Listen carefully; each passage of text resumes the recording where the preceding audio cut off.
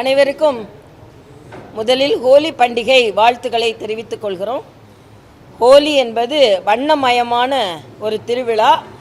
இன்னும் சொல்லப்போனால் தீமைகள் அகன்று நன்மைகளின் தொடக்க விழா தான் Holi. End of evil and starting of goodness, அதுதான் ஹோலி.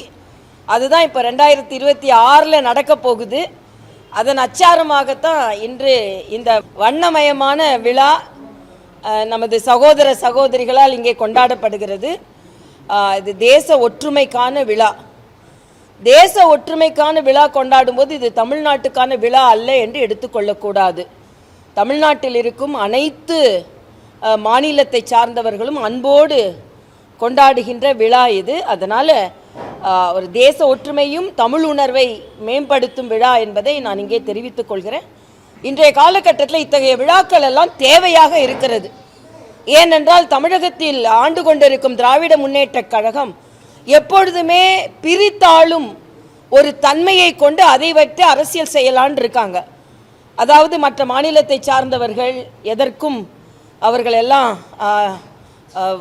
சரியான ஒரு அறிவாற்றல் இல்லாதவர்கள், பதவி வகிக்க இயலாதவர்கள் என்று தமிழ்நாட்டில் திராவிட முன்னேற்ற கழகத்தினால் தமிழ் கலாச்சாரமே சீரழிக்கப்பட்டு கொண்டிருக்கிறது என்ற குற்றச்சாட்டை நான் வைக்கிறேன். தமிழ் தமிழ் என்று சொல்லிக்கொண்டு தமிழரின் அடிப்படை பண்பையே குலைத்து கொண்டிருக்கிறார்கள். தமிழரின் அடிப்படை பண்பு என்ன? வந்தாரை வாழ வைக்கும் தமிழகம், வந்தாரை வரவேற்கும் தமிழகம். ஆனால் தமிழனின் அடிப்படை பண்பு அதுதான். தமிழனின் அடிப்படை பண்பு என்னைக்குமே மற்ற மாநிலங்களையோ சகோதர சகோதரிகளையோ துன்பப்படுத்துவதோ வேறுபடுத்துவதோ இல்லையே இல்லை. காழ்ப்புணர்ச்சியோடு அணுகுவதும் இல்லை. ஆனால் அதே மாதிரி எல்லா மதமும் சம்மதம் என்று பேசுபவர்கள் தான் தமிழ்நாட்டை சார்ந்தவர்கள். ஆக ஒரு மதத்தை நிந்திப்பவர்கள், மரியாதைக்குரிய பிரதமர் வந்தாலே வரவேற்காமல் ஒரு பண்பாட்டை, புதிய பண்பாட்டை முன்னிறுத்துபவர்கள், அதே மாதிரி எல்லாரையும் மதிக்காமல் நான் சிறந்தவள் என்று சொல்லும் பொழுது மற்றவர்களும் சிறந்தவர்கள் என்று சொல்வது தான் தமிழ் பண்பாடு. ஆக தமிழர்களை உயர்த்துகிறேன் என்று ஒரு தவறான ஒரு முன்னுதாரணத்தை கொடுத்து கொண்டு தமிழ் கலாச்சார, தமிழ் அடிப்படை பண்பையே இவர்கள் குலைத்து கொண்டிருக்கிறார்கள் என்பதுதான் உண்மை. அதனால் அதற்கு தமிழக மக்கள் சரியான பதிலடியை கொடுப்பார்கள் என்பது எனது கருத்து.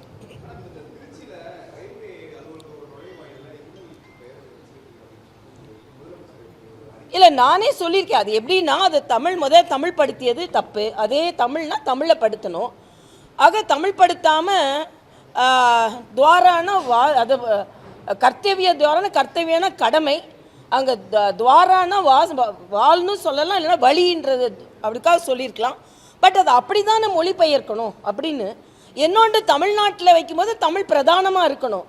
இதை நான் ட்வீட் பண்ணால் அதிகாரிகள் இதை சரி செய்திருக்கணும்னு சொன்னால், இல்லை இந்திய திணிப்பு தான் உங்களோட குறிக்கோள் அப்படின்னு எல்லாரும் பாயிறீங்கன்னா, நான் கேட்குறேன், தமிழ்நாட்டில் ஒரு சர்க்குலர் வந்ததுப்பா, கீதா ஜீவன் அவங்களுக்கு தெரியும், ஹிந்தியும் தெரிந்திருக்க வேண்டும் அப்படின்னு ஒரு சர்க்குலர் வந்தது.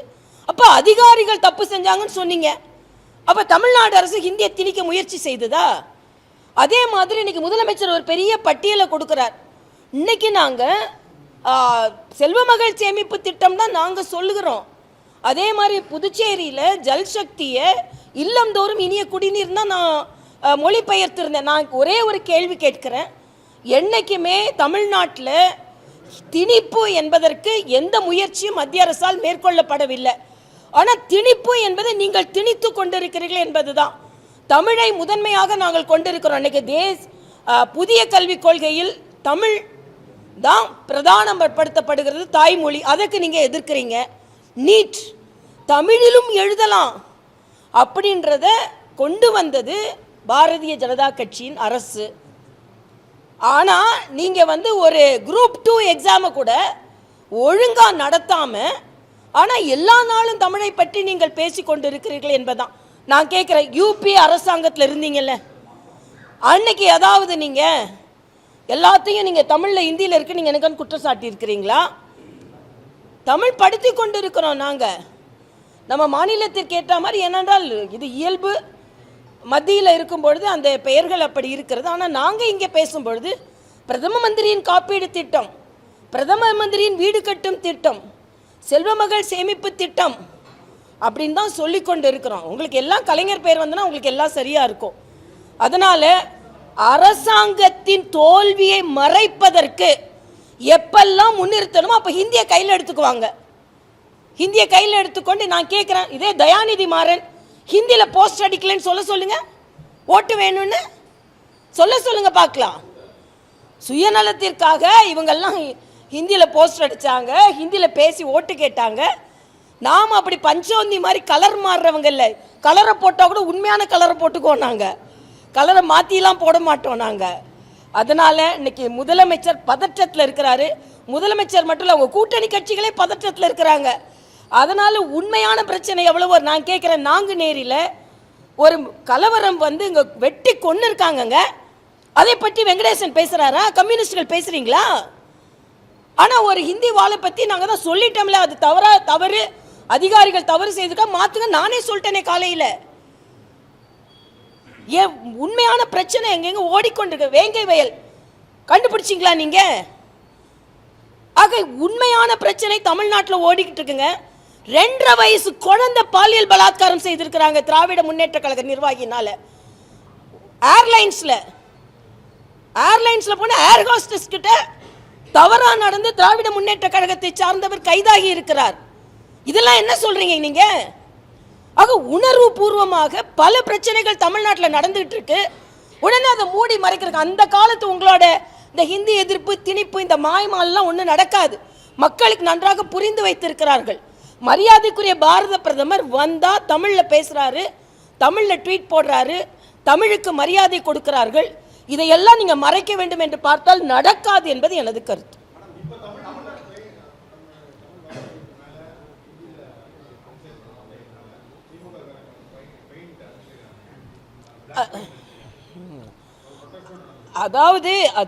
அதாவது காலையில் நானே சொல்லிட்டேன், சரியாக மொழிபெயர்த்திருக்கணும், இல்லைனா சரியான தகவல் வைத்திருக்கணும்னு.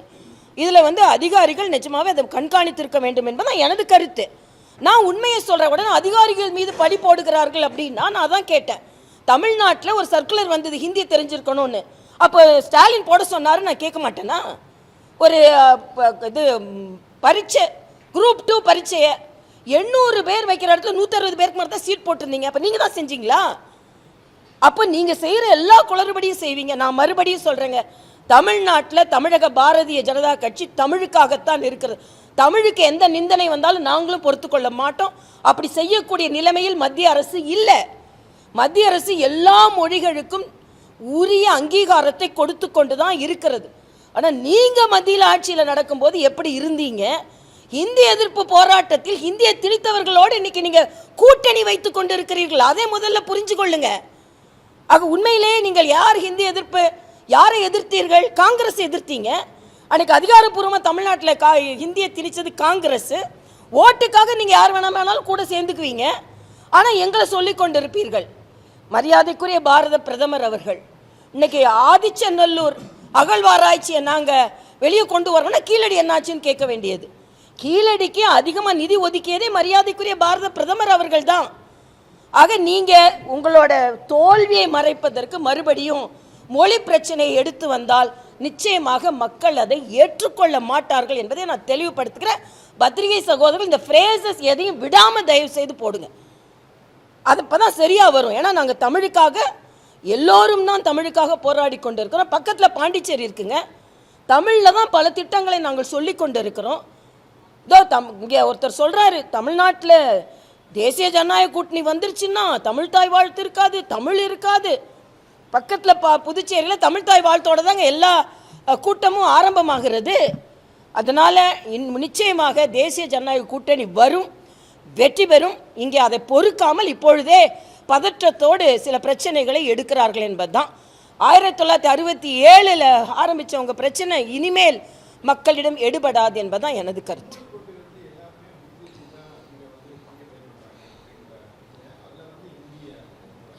இல்லை, மறுபடியும் மும்மொழி கொள்கை என்றால் அது ஹிந்தி அல்ல என்பதை தெளிவுபடுத்தியாச்சு. நான் கேட்குறேன் மறுபடியும், நான் நேற்றும் ஒரு தொலைக்காட்சியில் சொன்னது தான், தனியார் பள்ளிகளில் தமிழகத்திற்கு இருமொழி கொள்கை தான். அப்படி என்றால் தனியார் பள்ளிகளிலும் மும்மொழி கொள்கை கிடையாது. தனியார் பள்ளிகளில் தமிழ்நாட்டில் ஹிந்தி சொல்லிக் கொடுக்கப்படாது. தனியார் பள்ளி குழந்தைகளுக்கும் அரசாங்க பள்ளி குழந்தைகளுக்கும் ஒரே கல்விதான் பிரகடனப்படுத்த உங்களுக்கு தயாராக இருக்கிறீர்களா முதலமைச்சர் அவர்களே? நான் கேட்குறேன். ஒன்று, எல்லோருக்கும் ஒரே மாதிரி கல்வியை கொடுங்கள். கல்வி கட்டணம் கட்டி படிக்கிற குழந்தைங்களுக்கு இன்னொரு மொழியை சொல்லிக் கொடுத்தால் அது இந்த குழந்தைகளுக்கு தவிர்க்கப்பட்டால் வருங்காலத்தில் வாய்ப்புகள் அவர்களுக்கு அதிகமாக கிடைக்குமா இல்லையா?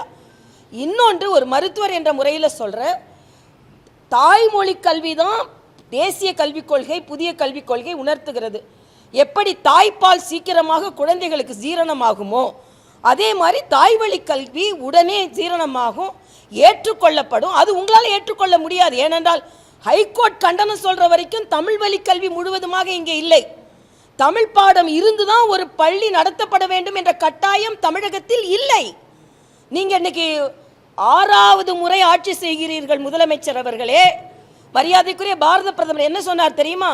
முதல் நான் ஆட்சிக்கு வரும்பொழுது முந்தைய ஆட்சியின் ஹோல்ஸ்ன்னு சொன்னார், இடைவெளிகளை நான் சரி செய்தேன். அடுத்த ஆட்சிக்கு வரும்பொழுது அடுத்த நான் முன்னேற்றத்திற்கான வழிவகைகளை நான் ஆரம்பித்தேன். அடுத்த ஆட்சிக்கு வரும்பொழுது 2047 என் நாடு எப்படி இருக்கும் என்று தொலைநோக்கு திட்டத்தை நான் போடுகிறேன் என்று 3 முறை ஆட்சிக்கு வந்ததை சரியாக கணக்கிட்டு சொன்னார். ஆனால் இன்னைக்கு 5 முறை ஆட்சிக்கு வந்து 6வது முறை ஆட்சிக்கு வந்துட்டு 7வது முறை ஆட்சிக்கு வருவேன் கனவு கண்டுவிட்டு இருப்பவர்கள் கூவத்தை சுத்தம் செய்கிறேன்னு சொன்னாங்க, இன்னைக்கு வரைக்கும் சுத்தம் செய்யலை. சென்னையில் உள்ள டிராஃபிக்கை சரி செய்கிறேன்னாங்க, இன்னைக்கு வரைக்கும் சரி செய்யலை. சென்னையை சிங்கப்பூர் ஆக்குவேன்னு சொன்னாங்க, சாதாரண ஊராக கூட சென்னையை ஆக்கலை. வெள்ளம் வரும்பொழுது வடிகின்ற சென்னையை நான் கொடுக்குறேன், நாங்கள் இன்னைக்கு வரைக்கும் வடிகால்வாங்க 4000 கோடி எங்கே போச்சுன்னே தெரியல.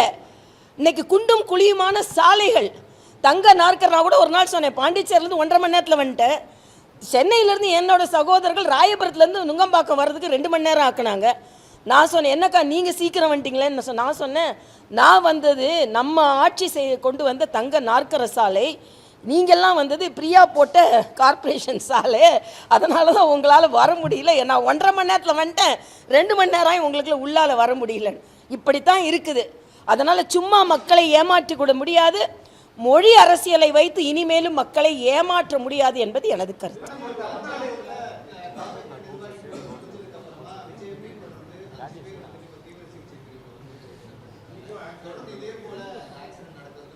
நான் அந்த தம்பிகளுக்கு நான் வந்து வேலூரில் ஒரு பேட்டி கொடுத்தேன்.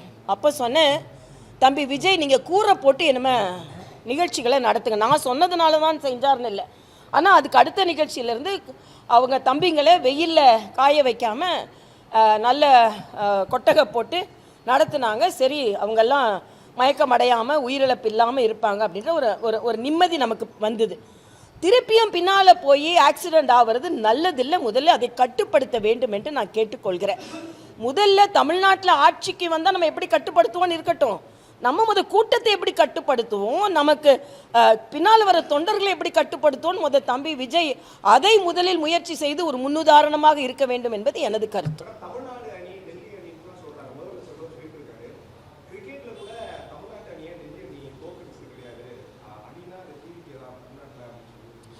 விளையாட்டா சொல்றாருப்பா, விளையாட்டை வச்சு விளையாட்டா சொல்றாரு, அவ்வளவுதான். அது கரெக்டு. அதாவது என்ன சொன்னாருன்னா, எங்கிட்ட இருக்கிறது இமோஷன் அப்படின்னு. அவர் எலெக்ஷன் இல்லை இமோஷன்னு சொன்னார். ஆனால் தமிழ்நாடு நிச்சயமாக ப்ரொமோஷன் அடையணும்னா என்டிஏ வரணும், அப்போ தான். ஏன்னா நாங்கள் பல இடங்களில் ஆட்சி ப்ரமோஷன் செஞ்சு காமிச்சிருக்கோம், சும்மா இது இமோஷன் எலெக்ஷன்லாம் கிடையாது. அதனால் ஏன்னா மரியாதைக்குரிய பாரத பிரதமர் 18 மாநிலங்களில் நாங்கள் ப்ரமோஷனை காமிச்சிருக்கோம், மத்தியிலையும் ப்ரமோஷனை காமித்து கொண்டு இருக்கோம். ஆக தமிழ்நாடு ப்ரமோஷன் ஆகணும்னா என்டிஏ ஆட்சிக்கு வரணும். இந்த இமோஷன் கமோஷன் எலெக்ஷன் அதெல்லாம் இப்போ பேச்சுக்கு ஆகாது. அதனால் எனக்கு ஆக்கப்பூர்வமாக பேசுவோம். தம்பி விஜய் நல்லாவே பேசினார், காலைல பார்த்தேன். ஆனால் சில கேள்விகள் நியாயமாக கேட்கப்பட்டது. ஏன்னா மாநில அரசால் செய்ய முடியாது என்று தெரிந்தும் நீட் விலக்கு என்று சொன்னீர்களே, நியாயமான கேள்வி. அதே மாதிரி 100 ரூபாய் பெண்களுக்கு மானியம் கொடுக்குறீங்களே, கேஸில் கொடுக்குறேன் நீங்களே, நியாயமான கேள்வி. 4000 ரூபாய்க்கு மேலே கரும்புக்கு கூடுதல் விலை கொடுக்குறேன்னு சொன்னீங்களே, நியாயமான கேள்வி. ஆக இந்த நியாயமான கேள்வியை மட்டும் தமிழக மக்கள் எடுத்துக்கொண்டு இந்த டெல்லி அணி சென்னை அணின்னு விளையாட்டாக சொல்கிறதெல்லாம் விளையாட்டாக விட்டுருங்க அப்படின்றதான் எனது கருத்து. அதனால் நிச்சயமாக திராவிட முன்னேற்ற கழகம் தோற்கடிக்கப்பட வேண்டிய ஒரு கட்சி. என்ன வாங்க வாங்க வாங்கன்னு யாராவது அறிவாளி நிழலில் போய் நின்னா கூட்டணிக்கு வந்திருக்கீங்களா, வாங்க வாங்க வாங்கன்னு கூப்பிட்டு சேர்க்கிற நிலைமையில் இன்னைக்கு திமுக இருக்கிறது. பதற்றத்தோடு இருக்கிறார்கள். அதனால் முதலமைச்சர் சொல்கிறார், நான் கடுமையாக உழைத்து கொண்டு இருக்கிறேன். நான் திட்டமிட்டதற்கு மேல் உழைச்சி உங்கள் பையன்ட்ட கொடுக்க போகிறீங்க ஆட்சியை, அதுக்கு தானே உழைத்து கொண்டு இருக்கிறீர்கள். ஆனால் அது நடக்காது என்பதான் நாங்கள்லாம் சொல்லி கொண்டிருப்பது. மக்களுக்கான ஆட்சி, தேசிய ஜனநாயக கூட்டணி ஆட்சி. அதிமுக முதலமைச்சர் அண்ணன் எடப்பாடியார் அவர்கள் அதை தெளிவாக தேசிய ஜனநாயக கூட்டணி சொல்லிவிட்டது. அதனால் தேசிய ஜனநாயக கூட்டணி வெற்றி பெறும் என்பதை நான் இந்த ஹோலி பண்டிகையில் வண்ணமயமான இந்த விழாவில் எண்ணமயத்தோடு சொல்கிறேன். அது ஏறக்குறைய இன்னும் ஒரு வாரத்தில் நாங்கள் திட்டமிட்டுவோம். அதில் 38 மாவட்டங்களுக்கு அனுப்பி எல்லா மாவட்டங்களிலும் பெட்டி பெட்டியாக வந்துருச்சு. தேர்தல் அறிக்கை தான் பெட்டியாக வந்துச்சு. நாங்கள் அறிவாலயத்தில் இல்லை, வேறு பெட்டியில் நாங்கள் கலெக்ட் பண்ணுறதுக்கு. அதனால் எங்களோட தேர்தல் அறிக்கை பெட்டிகள் வந்துவிட்டது. அதை நாங்கள் இப்போ கூட பாகுபடுத்தி நாங்கள் பார்த்து கொண்டு இருந்தோம். எல்லாத்த விட நீங்கள் பார்த்தீங்கன்னா இணைய மிஸ்டு காலில் மட்டும் 14,000 சஜஷன்ஸ் வந்திருக்குது. எந்த அளவிற்கு மக்கள் எங்கள் மீது நம்பிக்கை வைத்திருக்கிறார்கள் பாருங்கள். 14,000 சஜஷன்ஸ் வந்திருக்குது. அதே மாதிரி அந்தந்த பிரிவு விவசாயிகளை பார்த்துருக்குறோம், சிறு குறு வியாபாரிகளை பார்த்தோம், அதே மாதிரி எம்எஸ்எம்இ செக்டரை பார்த்துருக்கோம், நெசவாளர்களை பார்த்துருக்கோம், மிட்டாய் வியாபாரிகளை தனியாக பார்த்துருக்கோம். ஆக இவர்களிடம் இருந்து முற்றிலுமாக நாங்கள் ரெப்ரசன்டேஷன்ஸை வாங்கிட்டு இருக்கோம். எல்லாம் சேர்ந்து ஒரு நல்ல ஒரு தொலைநோக்கு தேர்தல் அறிக்கையாக அது இருக்கும்.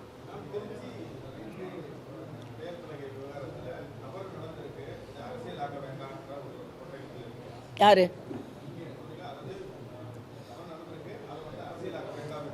நான் அப்படி சொல்லலை.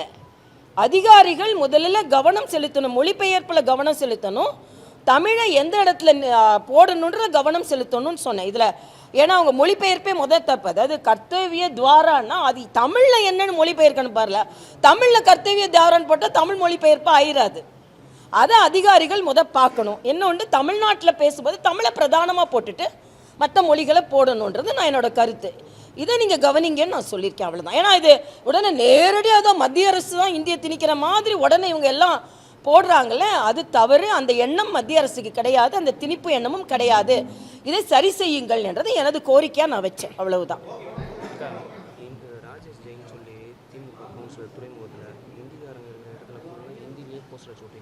அதைத்தான் நான் சொன்னேன். ராஜேஷ் ஜெயின்னு திராவிட முன்னேற்ற கழகத்தை சார்ந்தோம். இன்னைக்கு ஃபுல்லாக ஹிந்தி போஸ்டர் தான் ஒட்டியிருக்காரோ, ஏன்னா போய் பார்த்துக்கலாம். அதனால சும்மா நீங்கள் மொழியை வைத்து அரசியல் செய்ய வேண்டாம் என்பது எனது கருத்து. நன்றி தம்பி. உங்களுக்குள்ளே யாரும் கலரே போடலை.